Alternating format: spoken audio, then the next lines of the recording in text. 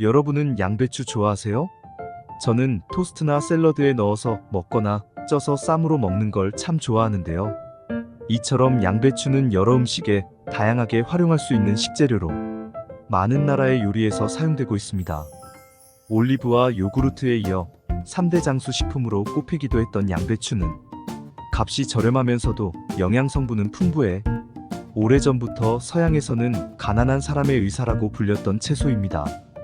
양배추 속 카로티노이드 성분은 노화를 막아주고 인돌3 리카비놀 성분은 유방암이나 자궁경부암 등의 각종 암을 예방해주며 심혈관 건강에도 도움을 주는 등 아주 탁월한 식품입니다. 한국인의 사망 원인 1위가 암인 것으로 나타났는데 특히 암 중에서도 우리나라 위암 발병률은 세계 1위를 기록한 데다 그 수치가 미국의 10배에 달할 정도로 아주 심각하다고 합니다. 우리나라에서 유독 위암 환자 수가 많은 이유는 맵고 짠 음식이 많은 음식 문화와 국이나 찌개에 여러 사람이 같이 숟가락을 담가 먹는 등 특유의 식습관으로 인해 헬리코박터균 등의 감염이 쉬운 것이 원인으로 지목되고 있습니다. 이때 평소에 양배추를 꾸준히 섭취하면 양배추에 함유된 비타민 K, 비타민 U 등의 다양한 성분들이 손상된 장점막을 재생하고 보호하면서 염증이나 궤양을 억제하고 출혈을 막아주며 암 발생률을 낮춰주는 등의 탁월한 효과를 줍니다. 그런데 이렇게 우리 몸에 좋은 양배추를 잘못 섭취한다면 우리 몸에 매우 좋지 않은 독이 될 수도 있습니다. 오늘은 양배추를 잘못 먹었을 때 나타날 수 있는 부작용에 대해 알아보겠습니다. 양배추가 독이 되는 경우 첫 번째는 바로 항응고제와 아스피린을 복용 중인 분들입니다.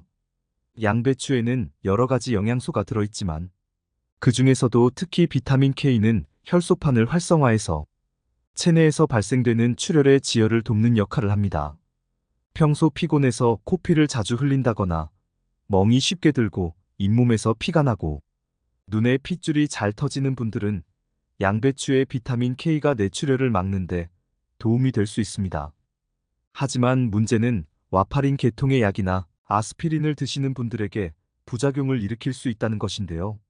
와파린 계통의 약이나 아스피린처럼 혈액의 응고를 억제하는 약들은 혈관 내에 혈전이 생기는 것을 막아 뇌졸중이나 심근경색, 심장 판막 질환, 부정맥 등을 예방하는 약품입니다. 하지만 양배추 속에 함유된 비타민 K는 와파린이나 아스피린 같은 항응고제와 완전히 정반대 역할을 하는데요. 와파린과 아스피린은 혈관을 묽게 만들어주는 반면 양배추의 비타민 K는 오히려 혈액을 응고시키는 역할을 합니다. 따라서 평소에 와파린 계통의 약이나 아스피린을 처방받아 복용 중이시라면 양배추의 비타민 K가 오히려 약의 효능을 크게 떨어뜨릴 수 있으니 지금 먹고 있는 약이 와파린 계통의 약은 아닌지 반드시 확인해 보시기 바랍니다. 양배추가 독이 되는 경우 두 번째는 갑상선이 약하신 분들입니다. 양배추나 브로콜리, 콜리플라워 같은 십자화과 채소에는 글루코시놀레이트라는 성분이 풍부하게 함유되어 있는데요. 글루코시놀레이트는 노화를 촉진하는 활성산소를 억제하고 암과 관련된 호르몬의 생성을 억제해 발암물질을 막고 종양의 성장을 막는 항암제 역할까지 하는 든든한 성분입니다. 하지만 문제는 이 성분이 갑상선이 약하신 분들에게는 오히려 독이 된다는 것인데요. 글루코시놀레이트가 우리 몸에서 분해되는 과정 중 고이트로젠이라는 성분이 만들어지는데 이 성분이 갑상선 호르몬을 생성하는데 필요한 요오드 흡수를 방해합니다. 갑상선은 요오드가 부족하면 갑상선 호르몬을 충분히 생성하지 못하고 크기가 비정상적으로 커지면서 갑상선종이 생길 수 있습니다. 따라서 갑상선 기능 저하증을 앓고 있거나 갑상선이 평소에 약하신 분들은 양배추를 드실 때 이러한 점을 유의해야 합니다. 양배추를 꼭 드시겠다는 분들은 양배추를 찌거나 데쳐서 드시는 것이 좋은데요. 양배추를 찌면 고이트로젠 성분이 3분의 2가량 줄어들고 끓는 물에 30초간 데칠 경우 90% 없어진다고 합니다. 양배추는 생으로 섭취했을 때 영양성분 손실이 가장 적겠지만 갑상선이 걱정되신다면 양배추에 열을 가해 익혀 드시는 것이 도움이 되겠습니다. 양배추가 독이 되는 경우, 세 번째는 대장이 약하신 분들입니다. 양배추에는 식이섬유가 풍부하고 대장에 있는 유산균의 먹이가 되는 프리바이오틱스가 풍부하며 장점막을 보호해주는 효능이 있어 기본적으로 대장에 좋은 음식입니다. 하지만 그만큼 양배추는 장에서 쉽게 발효가 되는 음식이고 쉽게 발효가 되는 만큼 가스가 많이 발생하게 되는데요. 장 기능이 정상인 분들은 이렇게 발생한 가스가 문제가 되지 않겠지만 장이 약하거나 예민한 경우 특히 과민성 대장증후군처럼 배가 부풀어 오르면서 가스가 차고 복통, 설사를 유발하기도 합니다. 또한 양배추에는 소화효소에 의해 분해되지 않는 당인 라피노스라는 성분이 상당량 함유되어 있어 섭취 시 소화되지 않은 채로 장을 통과하기 때문에 헛배가 부르거나 속이 더부룩하고 부글부글 끓는 느낌을 받을 수 있습니다. 따라서 양배추를 드시고 난 뒤에 가스가 차거나 트림, 복통, 설사 증상이 잦다면 섭취량을 줄이거나 피하는 것이 좋겠습니다. 많은 분들이 양배추를 섭취할 때 농약에 대해서 걱정하고 계시는데요. 양배추는 심는 시기가 나비나 나방 등의 애벌레들이 활동하는 시기와 겹치기 때문에 농약을 많이 칠 수밖에 없다고 합니다. 그래서 많은 분들이 양배추의 속 안까지 농약이 듬뿍 스며들었다고 생각해 세척할 때 일일이 한 장씩 떼어내서 씻는 분들이 계시지만 전문가들은 이렇게까지 씻을 필요는 없다고 합니다. 그 이유는 양배추는 잎이 자랄 때 안쪽부터 바깥으로 자라는 것이 아니라 바깥에서 안쪽으로 겹겹이 자라나는 형태이기 때문에 농약이나 산성비 등이 안쪽으로 스며들기가 어렵습니다. 더군다나 양배추의 겉잎은 매끄러워서 농약이 잘 스며들지 않을 뿐더러 애초에 출하할 때도 겉잎은 떼어내고 유통되다 보니 구입 후 집에서 양배추를 세척할 때는 겉잎만 두세 장 정도 떼어버리고 물에 5분간 담근 뒤 씻어서 먹는 것이 좋습니다. 여러분 혹시 팥 좋아하세요? 저는 팥죽은 물론이고 팥이 들어간 음식이라면 가리지 않고 모두 좋아하는데요. 더운 여름에는 팥빙수 한 그릇이면 온몸이 시원해지고 기분까지 상쾌해지죠. 사계절 내내 우리의 입맛을 즐겁게 해주는 팥은 맛뿐만 아니라 영양학적으로도 아주 뛰어난 식품입니다. 동의보감에서 팥은 성질이 평해 차지도 따뜻하지도 않고 맛이 달면서 시고 도끼 없는 작물로 붓기를 가라앉히고 소변을 잘 나오게 하며 종기에 피고름을 배출해주고 열기를 삭힌다고 적혀 있습니다. 실제로 팥은 인삼, 홍삼의 주성분인 사포닌과 함께 각종 비타민과 다양한 미네랄이 풍부하게 함유되어 있는데 그 중에서도 단백질은 우유보다 6배, 철분은 117배나 함유되어 있으며 비타민 B1이 24배나 더 많이 들어있어서 뛰어난 이뇨작용과 함께 몸에 쌓인 노폐물을 배출해주고 혈관을 확장시켜 혈액의 흐름을 원활하게 해줍니다. 팥에 함유된 비타민 B1은 100g당 0.5mg으로 곡류 중에서 가장 많이 함유되어 있는데요. 만약 우리 몸에 비타민 B1이 부족하게 되면 무기력증, 단기 기억력 상실, 근육 약화, 시력 저하 등의 증상이 나타날 수 있습니다. 이때 평소에 팥을 즐겨 먹는다면 이러한 증상을 완화하고 건강을 증진하는데 큰 도움을 받을 수 있습니다. 그런데 이렇게 몸에 좋은 팥도 어떤 음식과 어떻게 먹느냐에 따라서 내 몸에 보약이 될 수도 반대로 독이 될 수도 있다고 하는데요. 건강을 위한 올바른 팥 섭취법과 최악의 섭취법을 지금부터 알려드리겠습니다. 차근차근 끝까지 확인하시고 가족들에게 좋은 정보 공유하셔서 우리 가족 모두의 건강을 함께 지켜냅시다. 구독과 좋아요는 언제나 감사합니다. 팥과 궁합이 좋지 않은 경우 첫 번째, 바로 설탕과 소다입니다. 팥죽이나 팥칼국수 등 팥이 들어간 음식을 먹을 때 팥 특유의 텁텁함을 없애거나 달달한 맛을 더하기 위해 설탕을 뿌려 드시는 분들이 계신데요. 설탕이 들어가면 달달한 것이 맛은 참 좋지만 팥과 설탕이 만나면 영양학적 궁합은 정말 좋지 않습니다. 정제된 흰 설탕 그 자체만으로도 혈당을 급격히 올려 당뇨의 위험을 높인다거나 비만, 치매, 심혈관 질환 등 몸에 나쁜 영향을 끼치는데 특히 팥에 설탕을 넣게 되면 팥에 함유된 사포닌 성분이 모두 파괴되어 버리기 때문입니다. 달달한 맛을 더하고 싶으시다면 설탕보다는 약간의 꿀이나 소금을 첨가하는 것이 좋습니다. 또한 팥은 매우 딱딱하기 때문에 익힐 때 오랜 시간 푹 삶아야 하는데요. 간혹 팥을 익히는 시간을 조금이라도 줄이기 위해 몇몇 분들이 여기에 소다를 넣으면 빨리 익는다는 말을 듣고 소다를 넣어 삶는 경우가 있는데 이는 되도록 하지 않는 것이 좋습니다.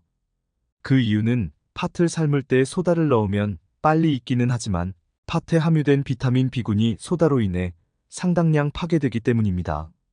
따라서 팥을 삶을 때는 시간이 좀 더 걸리더라도 소다는 넣지 않는 것이 좋겠습니다. 팥과 궁합이 좋지 않은 경우 두 번째는 바로 신장이 좋지 않으신 분들입니다. 신장이 안 좋으신 분들은 팥을 드실 때 각별히 주의하셔야 하는데요. 팥에는 칼슘, 마그네슘, 철분, 엽산 등 다양한 영양소가 함유되어 있지만 그 중에서도 특히 칼륨 성분이 의외로 많이 함유된 식품입니다. 팥에는 100g당 칼륨 함량이 약 150mg 정도로 이는 신장 질환자분들이 피해야 하는 음식으로 잘 알려진 바나나가 100g당 360mg, 고구마가 100g당 340mg인 것과 비교할 때 칼륨 함량이 상당히 많음을 알 수 있습니다. 칼륨은 체내의 나트륨 수치를 조절해 신체 수분과 삼투압을 조절하고 혈압을 개선하여 뇌졸중이나 심근경색 등 심내혈관 질환의 발생과 사망률을 줄여주는 역할을 합니다. 건강한 사람의 경우 칼륨을 권장량보다 초과해서 섭취하더라도 대부분 소변으로 배출되지만 신장 기능이 떨어져 있는 분들은 칼륨 배출이 원활하지 못하기 때문에 그대로 혈액에 쌓이면서 칼륨 농도가 높아져 고칼륨 혈증을 유발할 수 있습니다. 이는 근육 무력감, 피로감, 반사저하, 저린 감각, 오심, 구토, 설사 등의 증상을 나타내고 증상이 심해지면 근육마비, 호흡부전, 저혈압 부정맥 등의 증상을 보이다가 심정지로 올 수 있기 때문에 이러한 분들은 팥 섭취를 되도록 피하시길 권장드립니다. 팥은 대부분 음식에 곁들이는 정도로만 생각하고 무심코 드시는 분들이 계신데 소량이라도 먹다 보면 꽤나 많은 양이 될 수 있기 때문에 반드시 이 점 유의해 주시기 바랍니다. 팥과 궁합이 좋지 않은 경우 세 번째는 바로 갑상선이 약하신 분들입니다. 팥은 각종 비타민과 미네랄이 풍부하지만 그 중에서도 특히 사포닌 성분이 풍부하게 함유되어 있는데요. 사포닌은 노화 방지가 뛰어나고 항산화, 항암작용, 피부 미용, 면역력 개선 등 아주 다양한 효능을 발휘하는 훌륭한 성분이지만 갑상선이 약하신 분들에게는 오히려 독으로 작용할 수 있습니다. 갑상선은 목 앞쪽 가운데에 위치하여 기도 주위를 나비 모양으로 둘러싸고 있는 기관으로 이 갑상선에서 나오는 갑상선 호르몬은 우리 몸의 체온을 조절하거나 심장 박동, 식욕, 근육 등 신체 전반적인 신진대사를 조절하고 심지어 사람의 감정, 기분, 정서까지 조절하는 중요한 역할을 합니다. 이러한 갑상선에 꼭 필요한 영양소가 바로 요오드 성분인데요. 요오드는 갑상선 호르몬을 구성하는 필수 무기질로 체내에서 스스로 합성되지 않아 음식을 통해 섭취해야 하며 요오드가 부족해지면 갑상선종이나 갑상선 기능 저하증이 생길 수 있습니다. 그런데 팥에 함유된 사포닌 성분이 체내의 요오드를 몸 밖으로 배출하는 기능을 하기 때문에 갑상선에 문제가 있으신 분들은 팥 섭취가 오히려 해가 될 수 있으며 갑상선 호르몬 결핍 치료에 사용되는 약인 레보티록신이라는 성분의 흡수도 방해하기 때문에 이러한 분들은 팥을 드실 때 유의하는 것이 좋습니다. 팥과 궁합이 좋지 않은 경우 네 번째는 바로 오래된 팥입니다. 여러분은 팥을 구매하고서 어떻게 보관하고 계시나요? 보관한 지 오래된 팥은 건강에 큰 문제를 일으킬 수 있습니다. 그 이유는 팥에서 피어나는 곰팡이 때문인데요. 팥뿐만 아니라 곡류, 두류, 견과류 등에서 생긴 곰팡이에는 오크라톡신과 아플라톡신 그리고 제랄레논 같은 치명적인 발암물질이 자연적으로 생기게 됩니다. 세계보건기구 산하국제암연구소에서 발암물질 1급으로 분류하고 있는 아플라톡신은 주로 땅콩, 보리, 밀, 옥수수, 쌀 등에서 검출되는 기준치 이상을 섭취하게 되면 간에 독성을 일으켜 간암을 유발하며 간염을 가지고 있는 사람이 아플라톡신을 섭취하게 되면 간암 발생 위험도가 무려 60배 이상으로 올라간다는 연구 결과도 있습니다. 또한 오크라톡신은 콩팥에 심각한 손상을, 제랄레논은 생식 기능 장애나 난임을 유발한다고 알려져 있습니다. 곰팡이 독소는 곰팡이가 생긴 식품 내부에 생성되고 열에 강해 세척이나 가열에도 쉽게 제거되지 않기 때문에 곰팡이가 피었거나 식품 고유의 색깔, 냄새 등이 변한 식품은 절대 섭취하지 않아야 합니다. 따라서 팥과 같은 곡류, 콩류, 견과류 등을 보관할 때는 곰팡이가 피지 않도록 각별한 주의가 필요한데요. 습도 60% 이하, 온도는 10에서 15도 이하에서 보관하고 최대한 온도 변화가 적은 곳에 두는 것이 좋습니다. 보관할 때는 밀폐된 용기에 담아 냉장고에 넣어두거나 오래 안 먹을 경우에는 반드시 냉동 보관해야 오랫동안 신선하게 보관할 수 있습니다. 그렇다면 이와 반대로 팥을 건강하게 섭취하는 방법들은 어떤 것이 있을까요? 팥을 건강하게 섭취하는 방법 첫 번째는 바로 팥물을 만들어 먹는 것입니다. 우리 몸속 혈액의 흐름이 원활하지 못하면 신진대사가 느려지고 몸속에 나쁜 노폐물과 수분이 제대로 배출되지 않아 몸이 무겁고 피로가 심해지며 부종이 발생하게 됩니다. 이때 팥을 섭취하면 뛰어난 이뇨작용과 함께 사과의 3배, 고구마의 5배나 되는 풍부한 식이섬유로 인해 각종 노폐물과 독소 배출을 용이하게 만들어줍니다. 특히 다이어트를 하는 분들은 간단하게 팥물을 끓여 먹으면 큰 도움이 되는데요.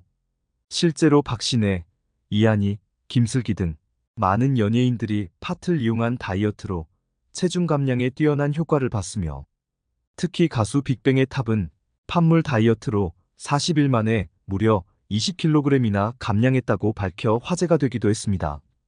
간단하게 팥물 만드는 방법 첫 번째, 깨끗하게 씻은 팥을 물에 하루 정도 불려줍니다. 두 번째, 팥을 불렸던 물은 버리고 새물을 부어 30분에서 40분 정도 끓여줍니다. 세 번째, 팥이 다 익으면 건져내고 물을 따라냅니다. 네 번째, 완성된 팥물을 냉장 보관하고 3일 이내로 소비합니다. 섭취 시 주의 사항으로는 너무 많이 섭취할 경우 이뇨작용이 지나치게 활발해져 만성 탈수로 이어질 수 있기 때문에 일주일에 1에서 2일 정도만 물 대신 적당량 섭취하는 것이 좋습니다. 팥을 건강하게 섭취하는 방법 두 번째는 바로 찹쌀과 함께 먹는 것입니다. 과거부터 팥과 찹쌀을 함께 섭취해온 조상의 지혜가 돋보이는데요. 의학적으로 볼 때 팥은 성질이 찬 음식이라 기운을 아래로 끌어내리고 소변을 내보내려 하지만 반대로 성질이 따뜻한 찹쌀은 위장을 보호하고 소변이 지나치게 많이 나가는 것을 막아줘 서로 상호 보완하는 찰떡궁합이라고 합니다. 특히 찹쌀은 대부분 탄수화물로 구성되어 있는데 섭취하게 되면 우리 몸은 이를 포도당으로 분해합니다.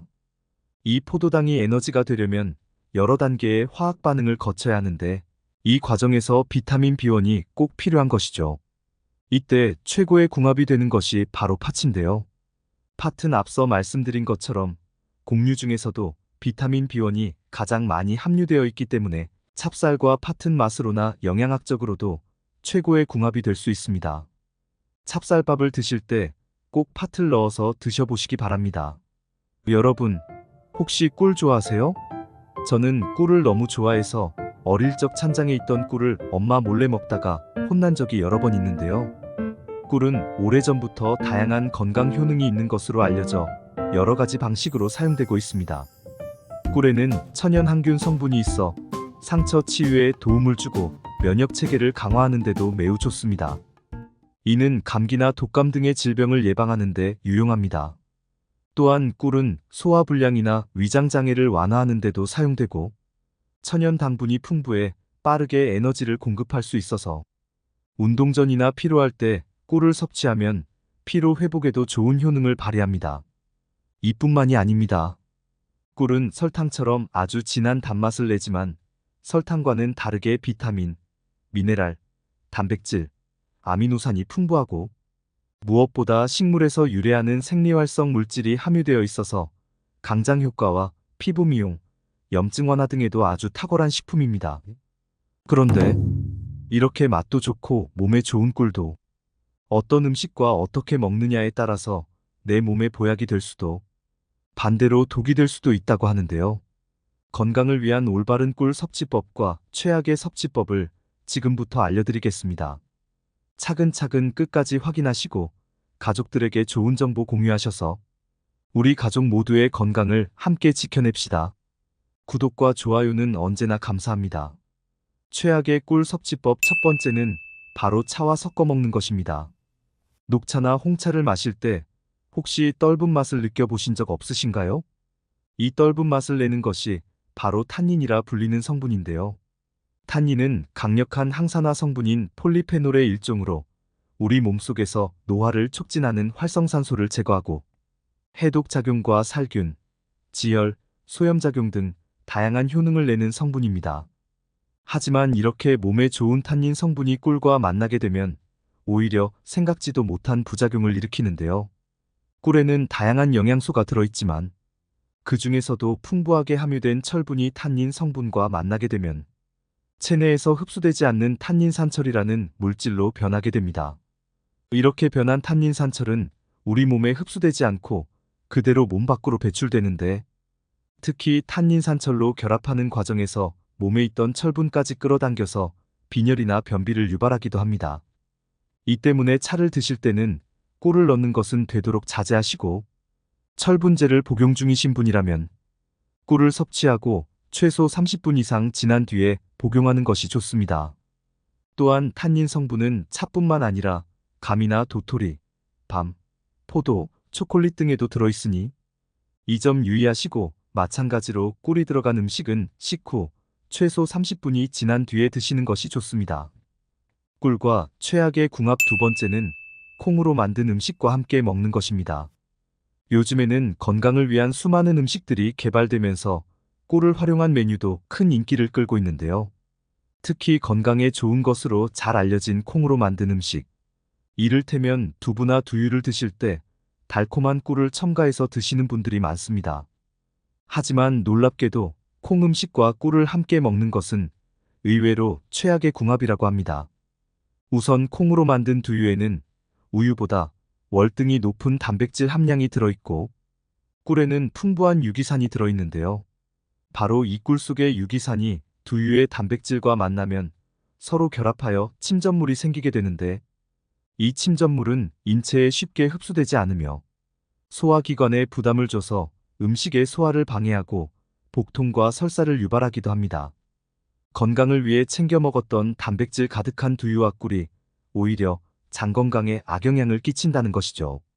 콩이 들어간 반찬을 먹은 뒤에 꿀이 들어간 차나 주스를 마시는 것도 마찬가지로 소화기 계통에 좋지 않은 영향을 끼칠 수 있으므로 섭취 후 각각 소화 시간에 간격을 두고 드시는 것이 좋겠습니다.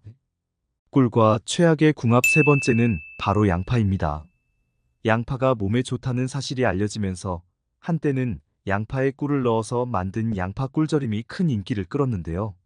몸에 좋은 양파에 꿀까지 더하면 더 큰 건강 효능을 얻을 수 있을 거라 생각되지만, 사실 이 두 음식은 몸에 부작용을 일으키는 최악의 궁합이라고 합니다. 양파의 매운맛을 내는 휘발성 성분인 유아알릴은 혈관을 확장시켜 혈액순환을 촉진하고 혈당이나 콜레스테롤 등을 개선하는 유익한 성분인데요. 하지만 이 성분이 꿀과 만나게 되면 체내에서 가스를 생성시켜 심한 복부 팽만감, 잦은 방귀, 그리고 만성 소화불량을 불러오고, 양파에 함유된 비타민과 일부 식물성 화학물질은 꿀의 건강 요소가 활동하지 못하도록 억제해 꿀의 효능을 감소시키기도 합니다. 따라서 꿀과 양파를 드실 때는 시간 간격을 두고 따로 챙겨 드시는 것이 좋고, 꿀보다는 식초를 넣어 양파 초절임을 만들어 드시는 것을 추천드립니다. 그렇다면 이와 반대로 꿀과 함께 먹으면 보약이 되는 음식은 어떤 것이 있을까요? 꿀과 최고의 궁합인 첫 번째 음식은 바로 마늘입니다. 꿀에는 설탕에서 얻을 수 없는 비타민 B1, 바로 티아민이라고 불리는 에너지 비타민이 풍부한데요. 꿀 속에 있는 이 티아민 성분은 마늘의 매운맛을 내는 알리신 성분과 만나면 흡수율이 무려 20배가량 더 높은 알리타아민이라는 성분으로 바뀌게 됩니다. 이렇게 마늘과 꿀이 만나면 마늘의 자극적인 맛과 향이 감소하면서도 꿀의 달콤한 맛이 더해지고 피로회복과 기력 보충 등의 효과는 크게 상승하여 건강에 좋은 영향을 주게 됩니다. 꿀과 함께 먹으면 보약이 되는 음식. 두 번째는 계피입니다.